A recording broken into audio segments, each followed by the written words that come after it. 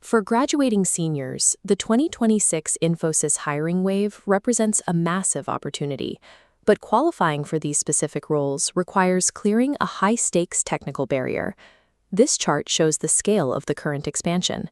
In Q3 of FY2026, the company added 5,043 employees, bringing their global workforce to a record 337,000.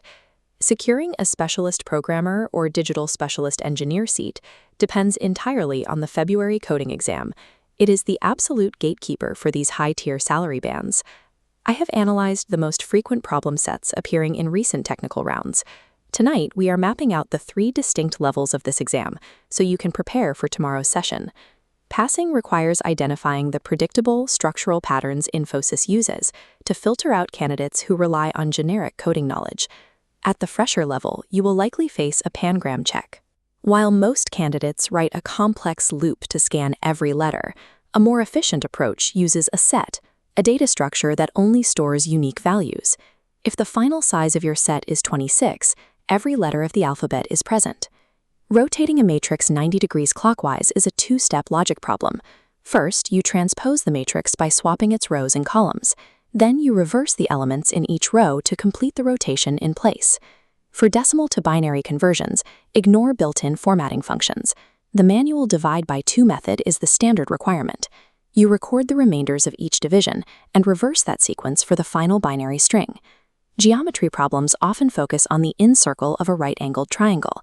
You can calculate the radius quickly by adding the 2 sides, subtracting the hypotenuse, and dividing by 2. With the radius, the area calculation follows the standard circle formula. These fresher-tier questions prioritize fundamental mathematical logic over basic syntax proficiency.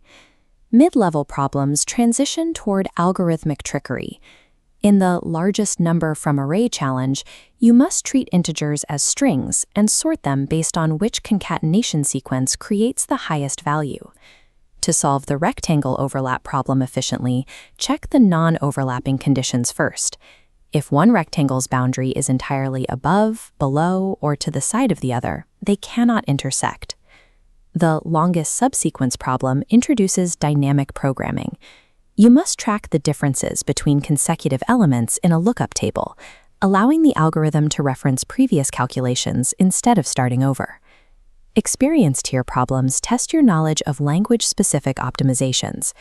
You may be asked to swap 2 numbers without a third variable, which is achieved through direct arithmetic operations or Python's tuple unpacking.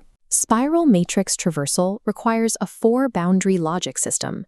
You define the top, bottom, left, and right edges of the matrix, and move your pointers inward as each layer is fully traversed. When handling a stream of characters to find the first non-repeating one, a hash map is necessary. This data structure allows you to store and tally the frequency of each character as it enters the stream. This method provides the O of 1 lookup speed required for large datasets, allowing you to instantly identify the first character with a count of exactly 1. Moving into these higher tiers requires a shift away from basic math and toward advanced data optimization and stream management. This chart illustrates the current distribution of the exam. The vast majority of technical questions fall into just 3 categories: strings, arrays, and matrices. While the fresher exam focuses on the geometry and math fundamentals of these data types, the experienced exam shifts toward high-speed stream optimization. Success in the coding round relies on your ability to categorize an unfamiliar prompt into one of these 3 core patterns immediately. Time complexity is the final determining factor. Even a technically correct solution will fail the automated test if it uses inefficient loops that exceed the processing time limit. Your next step is to drill these 3 core patterns on a coding platform tonight. Aim for fluid logic recognition before the exam begins. Select your programming language strategically. Use Python for rapid prototyping, but ensure you can explain the equivalent logic in C++ or Java to demonstrate your understanding of object-oriented memory management. I have posted a collection of these logic patterns to the GitHub repository in the description. Use them to study and share your results here once you receive your offer letter. The Infosys coding round is a predictable system that rewards targeted, pattern-based execution over simple memorization.